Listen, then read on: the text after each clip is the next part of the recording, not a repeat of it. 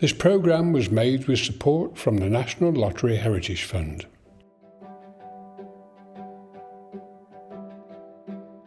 On the Heritage Channel tonight, we celebrate our Scandinavian heritage, enjoy a traditional food fest, and see Grim and Havelock finally move into their new home.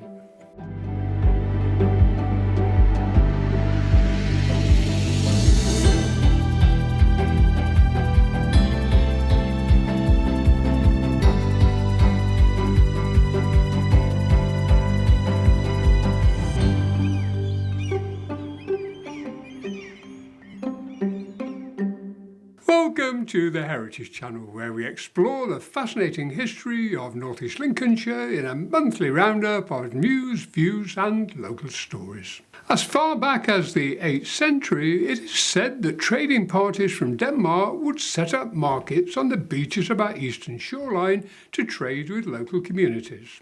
To celebrate this tradition, the freemen of Grimsby hosted a Viking market as part of the Heritage Open Day events. Today's event is at Freeman Street Market, and it's great to see all the Vikings here. And I'm absolutely thrilled, for Grimsby Fest, the big festival, to see this legacy now, to see how Grimsby folk have embraced the Viking identity, to see Grim here with Havelock right in the heart of Grimsby on Freeman Street. Everybody enjoying it. It's absolutely wonderful.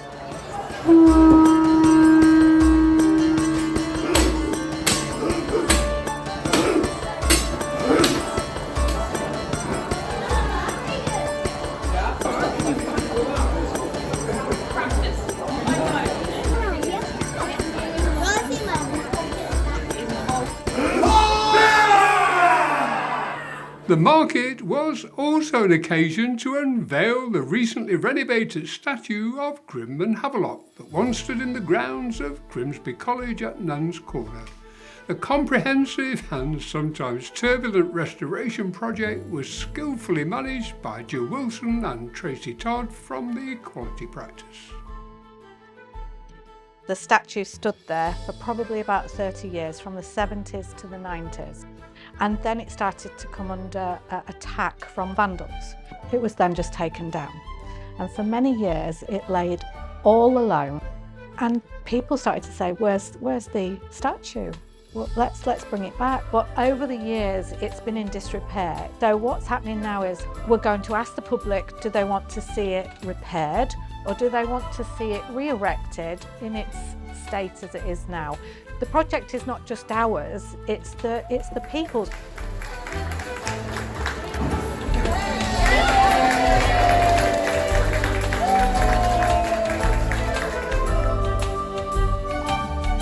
It was absolutely fantastic. We are so pleased. It's got a home and it's here permanently. It's going to be looked after by the Freemen.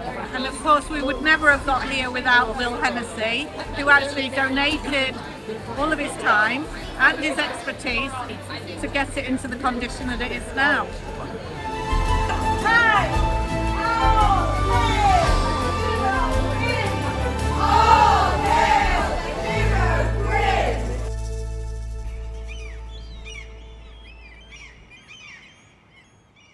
Other Heritage Open Day events were a great success this year, including the Heritage Soundscape played in St James Square. If you missed the event, you can listen to the soundscape and watch the video here on the Heritage Channel.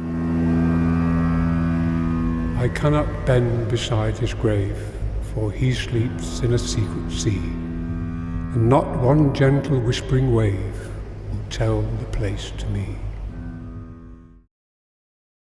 As the regeneration of Grimsby Town Centre gathers momentum, the new public spaces are being put to good use by local event organisers, including a Viking village in St James Square and a Viking parade down the High Street to the recently completed Riverhead.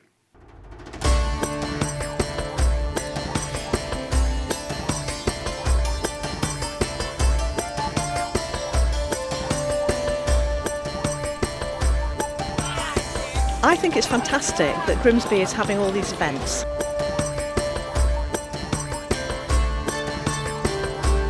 They've had a nice day for it, it's a lovely turnout.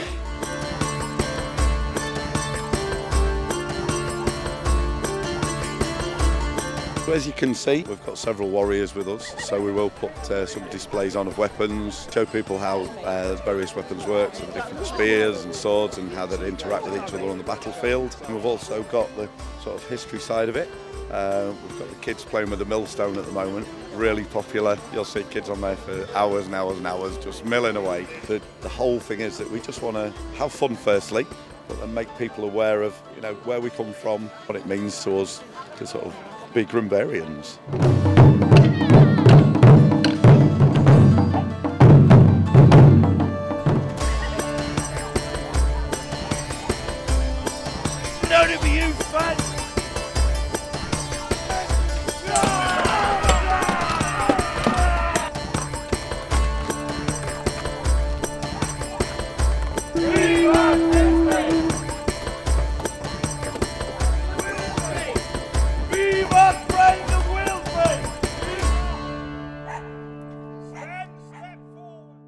Grimsby Town Football Club are exploring its origins in partnership with the Heritage Channel. A documentary film aims to trace its 145-year history from its founding in 1878 to the present day.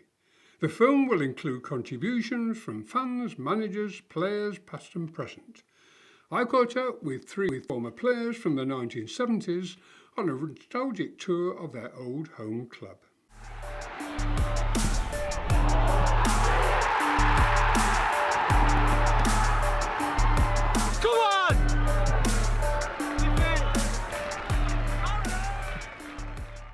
I'm Joe Waters, played for Grimsby Town from 1976 to 1984.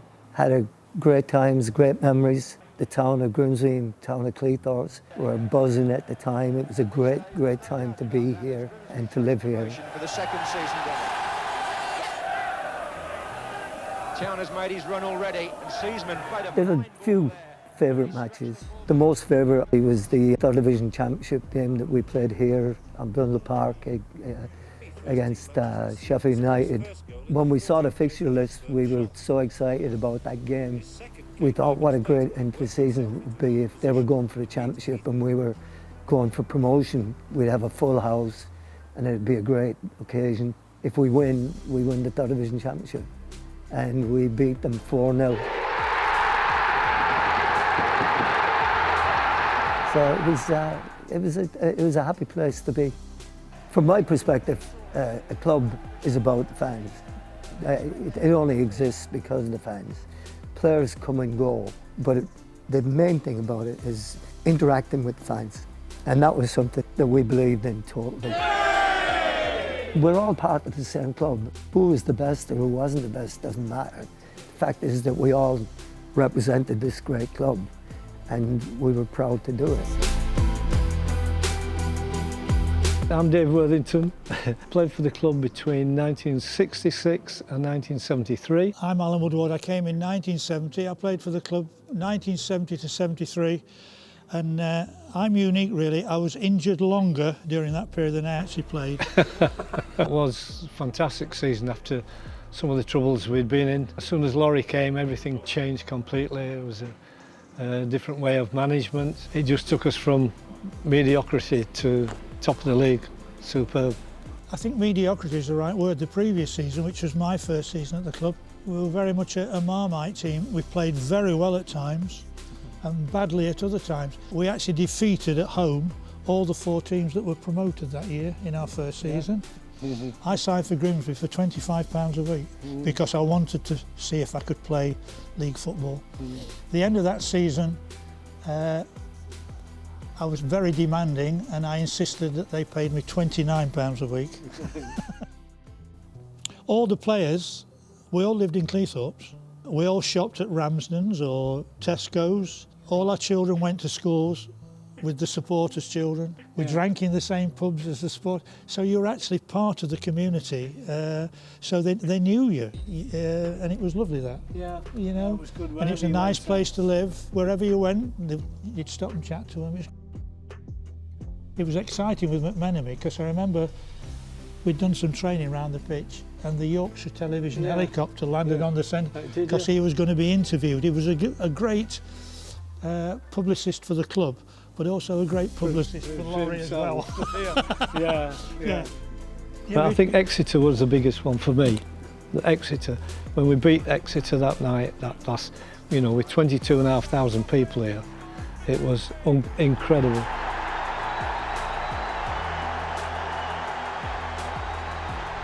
Well, they don't care whether he was offside or not. Questions are being asked on the Exeter side. The Tuesday night before the season started, we played the full national Japanese team here and beat them 7-2. Yeah. And we won't beat them now. We won't beat them now. Or some of the football matches I watch now is a team gets 2-0 up and sits back and starts passing it around. Now, I was always one for saying, right, we've got them 2-0, we're already 2-0 up. Come on now, let's get another one. Score 3, let's get 3. And once we got that third, we're not defending. Let's have another, come on. And I used to shout and bawl at them, and get them interested in scoring another goal.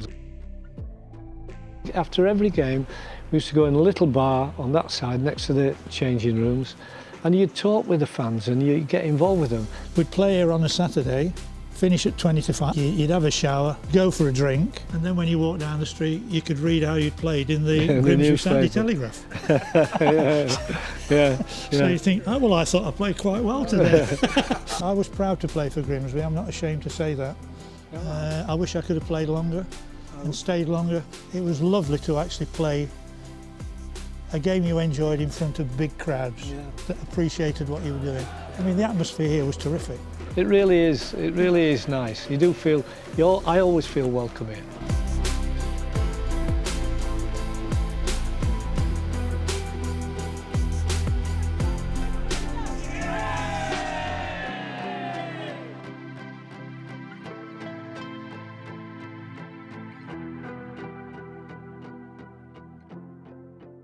If you have any historical connections with the club, please contact us at the email below. The North East Lincolnshire Creativity Board has recently strengthened its heritage connections with the addition of myself and Tracy Stringfellow, CEO of Heritage Lincolnshire, as new members.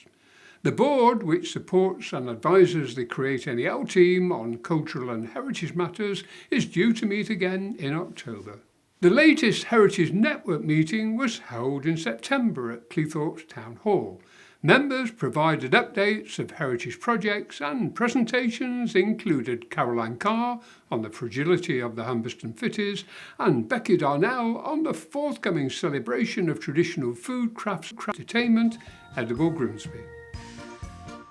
So today is the third edition of Edible Grimsby, which is a celebration of community, art and food.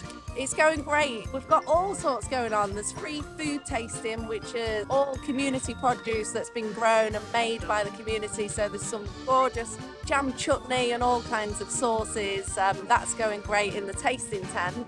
We've got lots of food stalls from local street food vendors, and they're ever popular. There's lots of queues and everybody's feasting on all of the food. We've got some amazing live performances on street theatre from National Touring Theatre, also the Made in Grimsby stage, which is homegrown talent, and then circus skills and walkabout, street theatre, all kinds of stuff.